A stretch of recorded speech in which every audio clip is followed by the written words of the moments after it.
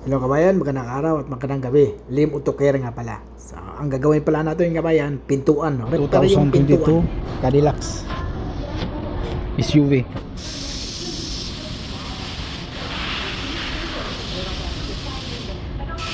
Cadillac tayo mga boss.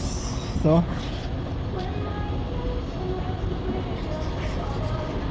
'20 model. So, umpisahan na natin kabayan. So, tanggalin mo natin yung window trim seal niya. Window trim belt. Yan ang pag yung tubig, humaharang sa tubig yan kabayan para hindi papasok sa loob ng pintuan. Para hindi ganong mabulok. So, parang wiper siya. So, mayroon siyang rubber dyan sa may nakadikit sa window. Sa glass niya. So, tatanggalin mo natin. Natanggal pa natin yung molding dyan. So, kailangan kuha niyan si kabayan na double adhesive. So, hindi basta-basta mano-mano yan. Pag may mano-mano mo yan, mapudpud yung daliri mo muna bago matanggal. So, mayroon tayong ginagamit na ito, rubberized na ipasok mo lang sa drill. Parang drill bit siya. Diyan mo ilagay. So, tapos, number, hindi siya matanggal ang pintura kabayan ha. O, tapos tanggalin natin yung molding din sa baba, yung plastic. So, naka-clip lang yan siya lahat. Clip lang yan. So, dandahanin mo lang yun para hindi mabasag yung clip, para maibalik din natin yung clip. Pero pag mabasag yung clip, palitan natin ng bago. Marami tayong clip na nakareserba.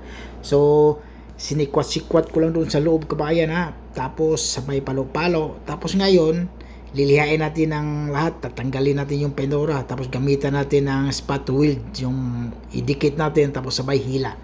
So talaga kailangan gagamit tayo niyan kabayan kasi para ma-finalize siya, para hindi ganong makapal yung masilya natin.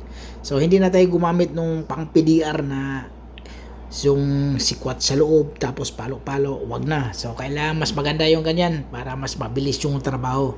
So tinapos ko pala yan ng salatiro kabayan ha, ready to primer na, tinapos ko ng 2 oras. Yan o. So ipit-ipit lang, pagkatapos ng ipit-ipit, masilyahan agad. Ganun lang, dikit, tapos hila, dikit, hila, tapos tingin ko hindi na gano'ng makapal ang masilya, ilagay natin yan, patungan ng masilya agad. Tapos saglit lang matuyo yung masilya dito kabayan kasi lagyan natin ng medyo madaming hardener para mabilis matuyo, para pagdating ng 5 minutes, 3 to 5 minutes, tuyo na, lihain agad ng masin, tapos patong tayo ulit. So hindi pwede dito na pahid ka, katulad yan, pahid ako, tapos patuyuin natin, tapos pahiran ulit. Hindi, mas maganda pag pahid mo, lihain agad, tapos sabay patong ulit. Ganon.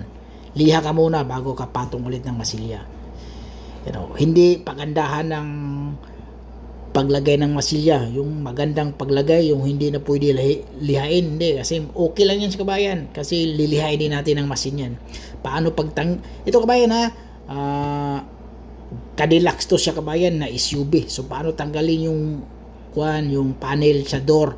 So ganun lang, mayroong bolt sa gitna, dalawa. Yung medyo cover niya, tatanggalin mo lang 'yon.